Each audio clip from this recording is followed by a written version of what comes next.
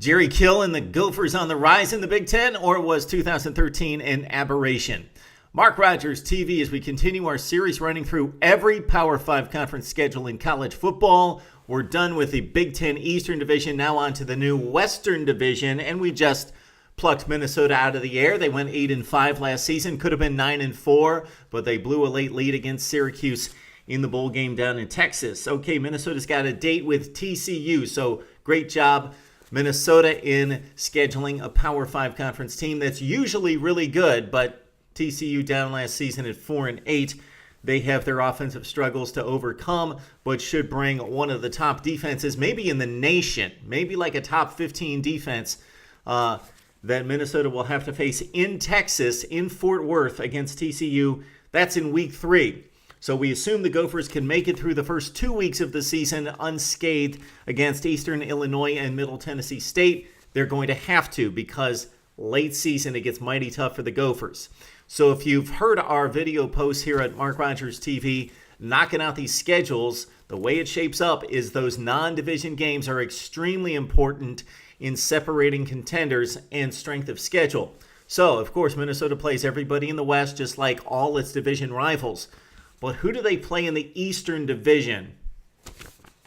Coming off 8-5 and trying to stay bowl eligible and maintain that momentum, the Big Ten not doing many favors for Minnesota right here. Their 2 non-division games are back-to-back in November.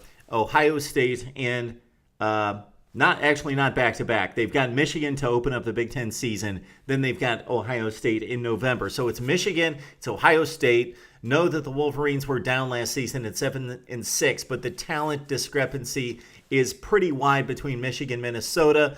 Minnesota has been bringing in better talent in recent years. Michigan's still recruiting top 10 talent despite the 11 losses the last 2 years, and the Wolverines took care of them last season.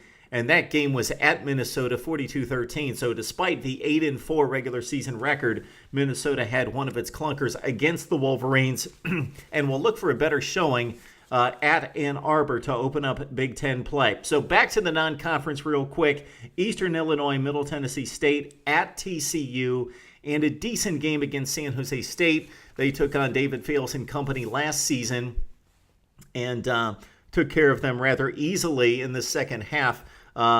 Against the Spartans. San Jose State went down in that game. Minnesota looked good in the second half, and it really propelled them into Big Ten play for really nice things.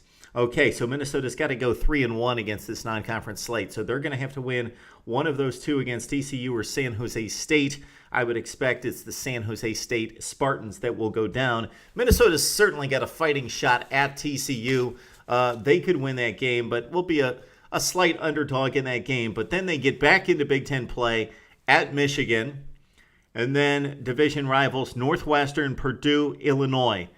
Got to win those games against Northwestern, Purdue, and Illinois. That was one of Minnesota's big early season games, was when it looked like Northwestern was going to be a contender in the Big Ten, coming off 10-3 in 2012 and winning its first 4 or 5 games. And then Minnesota took out Purdue and Northwestern last season. That was the big victory.